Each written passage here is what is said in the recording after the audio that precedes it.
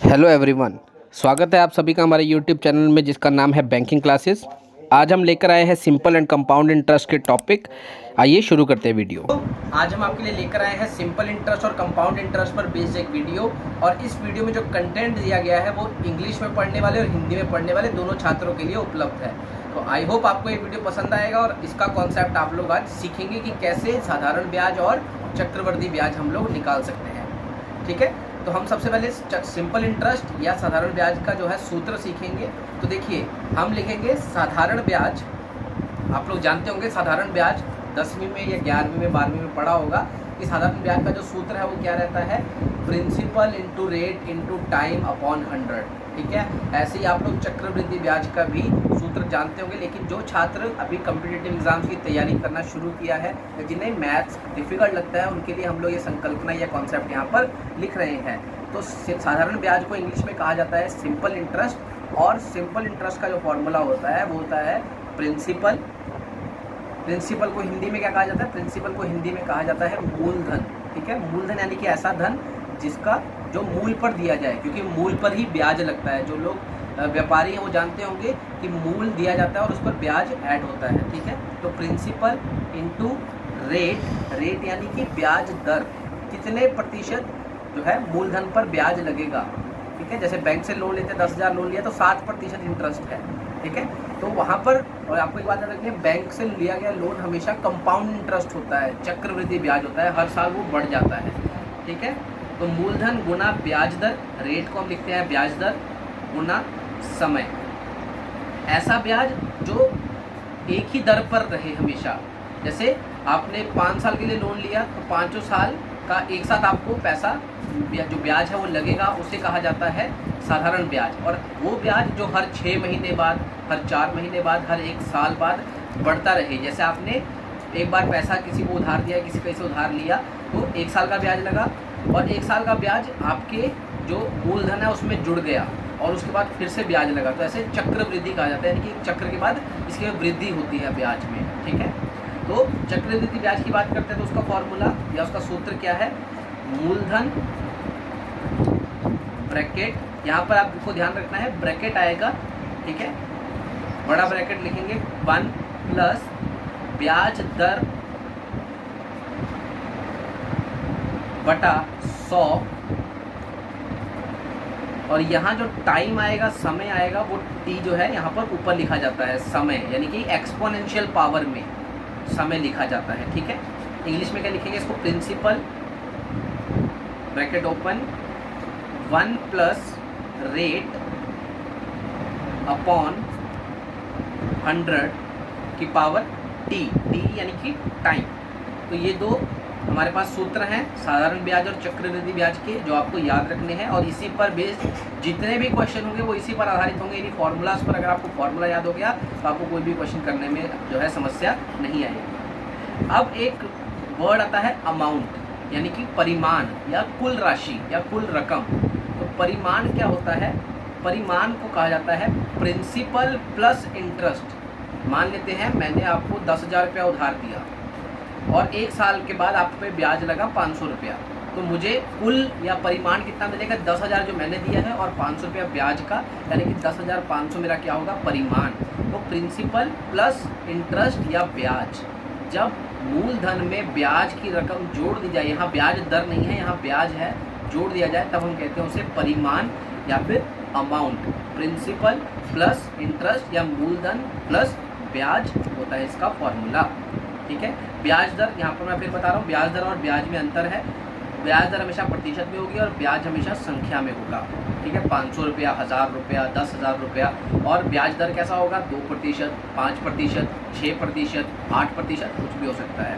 तो जब शॉर्ट में फॉर्मूला लिखा जाता है तो वहाँ पर ऐसा लिखा जाता है PRT। तो P का मतलब होता है मूलधन, R का मतलब ब्याज दर, I का मतलब ब्याज इंटरेस्ट, उसके बाद T का मतलब समय टाइम, A का मतलब अमाउंट या परिमाण। ठीक है, तो ये हमारी कुछ संकल्पनाएं हैं, कुछ कॉन्सेप्ट है जो बेसिक है, आपको याद रखने हैं कि हमारा सिंपल इंटरेस्ट का फॉर्मूला क्या है, कंपाउंड इंटरेस्ट का फॉर्मूला क्या है, P का मतलब, R का मतलब, T का मतलब, A का मतलब क्या है। ठीक है, ये सारी चीज़ें आपको याद रखनी है। ये बेसिक संकल्पना है, इसको एक बार देख लीजिए। क्या क्या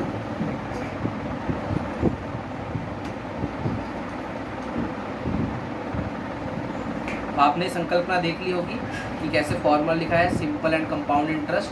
इसको ध्यान से एक बार नोट डाउन स्क्रीनशॉट ले लीजिए इसका, ताकि आप लोग इसको बाद के रिकॉर्ड के लिए भी याद रख सके। इसका स्क्रीनशॉट ले लीजिए। तो आपने इसको देख लीजिए, इसको स्क्रीनशॉट इसका ले लिया होगा। अब हम इसके आधार पर क्वेश्चन को सॉल्व करेंगे। तो पहला क्वेश्चन लिखा है यहाँ पर, Rishi lands ₹4500 to Neeraj and a certain sum to Manohar at same time at 13% simple interest. If after 5 साल के बाद Rishi receive interest of ₹5694 from Neeraj and Manohar, the sum lend to Manohar is question mark. तो क्वेश्चन में क्या पूछा है, ऋषि ने नीरज को 4500 रुपया और मनोहर को कुछ रकम 13% साधारण ब्याज पर उधार दी। यदि 5 साल के बाद ऋषि को 5694 का ब्याज नीरज से और मनोहर से प्राप्त हुआ, तो मनोहर को दी गई राशि ज्ञात करें। ठीक है, क्वेश्चन में क्या है, नीरज ने ऋषि ने पैसे दिए नीरज को 4500 रुपया साधारण ब्याज पर, और मनोहर को कुछ रकम दी। कितना दर था, 13%। ठीक है, बाद में उसको दोनों से कितना ब्याज प्राप्त हुआ, 5694। तो हमें बताना है कितनी रकम मनोहर को दी गई। नीरज को तो 4500 दिया था। तो simple interest P × R × T upon 100, formula हम लोगों ने पहले सीख लिया है इसका सूत्र। अब कितना दिया, पहले नीरज का कैलकुलेट करेंगे, नीरज से कितना ब्याज मिला उसको। ठीक है, तो देखिए यहाँ पर जो नीरज को उसने 4500 रुपया दिया, ठीक है, कितना प्रतिशत पर, 13% पर। तो सबसे पहले लिखेंगे नीरज का कितना, उसको नीरज से कितना ब्याज हुआ, simple interest SI simple interest. P principal कितना है, मूलधन कितना दिया 4500 रुपया, गुना ब्याज दर 13%, गुना समय कितना है, लिखा है यदि 5 साल, तो 5 साल समय है। मैंने बताया सिंपल इंटरेस्ट में हर जितने भी साल उनको एक साथ हम लोग लिख लेते हैं। 100 0 से 0 कट गया, 45 गुना 13 5 65। ठीक है, ये आ गया। ये नीरज से उसको ब्याज प्राप्त हुआ। अब इसको पूरा कैलकुलेट नहीं करेंगे हम लोग, सिर्फ जितना हमें पता मल्टीप्लाई करने की जरूरत है, जितना पता लगा उतना लिख देंगे। मनोहर से कितना सिंपल इंटरेस्ट प्राप्त हुआ, मान लेते हैं मनोहर को X दिया, 13% पे ही दिया, X रुपीज़ दिए 13% पे, और 5 साल के लिए ही दिए गए, डिवाइड बाय 100। तो ये कितना आ जाएगा, 65X। ठीक है, 13 5 65 गुना X डिवाइड बाय 100। ठीक है, यहाँ पे 2 0 कैंसिल हो गई थी, यहाँ पर अभी हमारे पास 100 जो है वो बाकी है। ये मनोहर से प्राप्त हुआ ब्याज है। अब लिखा है दोनों से ब्याज प्राप्त हुआ 5694 रुपये, 5694 दोनों से प्राप्त हुआ, नीरज और मनोहर से प्राप्त हुआ।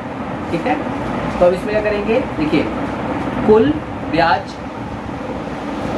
बराबर कितना है, 5694, कुल ब्याज तो दोनों से उसको प्राप्त हुआ। ठीक है, तो यहाँ पर क्या है, इसको नंबर 1 लिख लेंगे, इसको नंबर 2 लिख लेंगे। तो कुल ब्याज यहाँ पर क्या है, 45 गुना 65 जमा दोनों का ब्याज जोड़ा जाएगा, 65 गुना X डिवाइड बाय 100 बराबर कितना है, 5694, क्योंकि दोनों का ब्याज यानी कि कुल ब्याज होगा। ठीक है, अब देखो दोनों में क्या है, 65 दोनों में आ रहा है।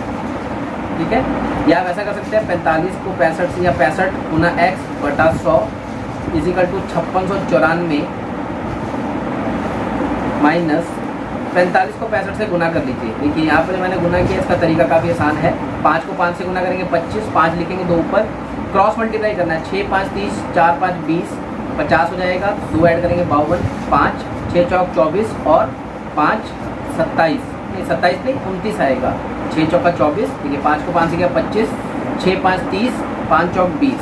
ठीक है, 30 और 20 ऐड किए 50, 50 में 2 जोड़े 52, 5 आ गया, 6 चौक 24, 24 में 5 जोड़ेंगे 29 आएगा। करेक्ट कर देता हूँ मैं, 29, दोनों 2 5 आएगा, तो माइनस 2925। ठीक है, तो ये कितना आएगा, 14 में से 5 गए 9, 8 में से 2 गए 6, 16 में से 9 गए 7, और 4 में से 2 गए 2, 2769 या 2769 जो है हमारा यहाँ पर अभी तक शेष बचा। तो x बटा 100, देखिए 100 यहाँ पर रहेगा, 65 को मैं उधर डिवाइड में ले जाऊँगा, 2769 डिवाइडेड बाय 65 इधर गुना में था तो इधर आके भाग हो जाएगा, ठीक है। अब देखिए 13 5 65, या 5 को 13 से गुना करेंगे तो 65 आएगा, ऊपर वाले को 13 से काटेंगे, 2 13 26, 1 बचेगा 16, 13 एकम 13 और 3 बचेगा 13 दिया 39, 5 एकम 5, 20 5 100।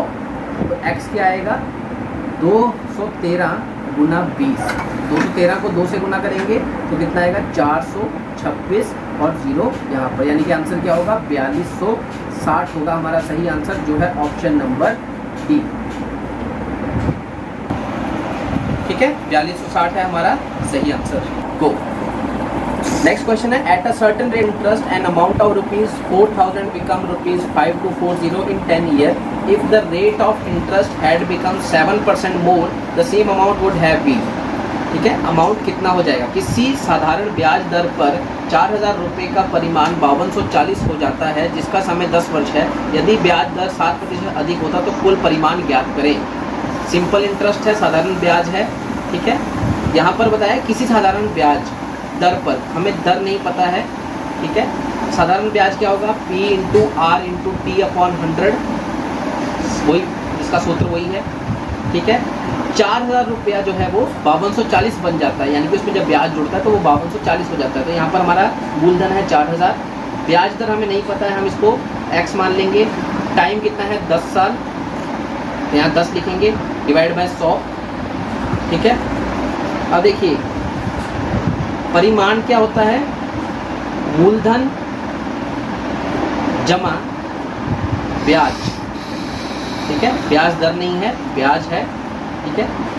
तो यहाँ 2 शून्य से 2 शून्य कट जाएंगे, आ जाएगा 400x, 400 गुना x यानी कि 400x, ठीक है। अब परिमाण कितना हो गया 5240 परिमाण हो गया है, तो लिख देंगे 5240 बराबर मूलधन, मूलधन कितना था हमारे पास, मूलधन हमारे पास देखिए यहाँ पे लिखा हुआ है मूलधन 4000 है, जमा ब्याज कितना है 400x, ठीक है। अब इसमें से इसको माइनस करेंगे तो 1240 आ जाएगा बराबर 400x, शून्य से शून्य काटेंगे, x कितना आ जाएगा 124 बटा 40, 4 तिया 12, 4 एकम 4 और 3.1 आ जाएगा आपका ब्याज दर, जिसपे 4000 रुपये 5240 हो गए, ठीक है।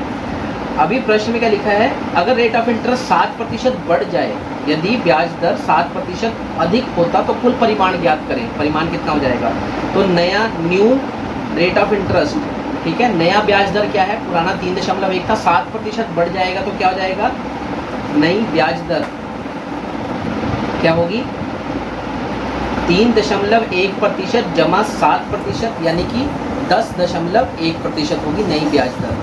अब हमसे पूछा है परिमाण क्या होगा उसी मूलधन पर, ठीक है। तो हम क्या करेंगे, पहले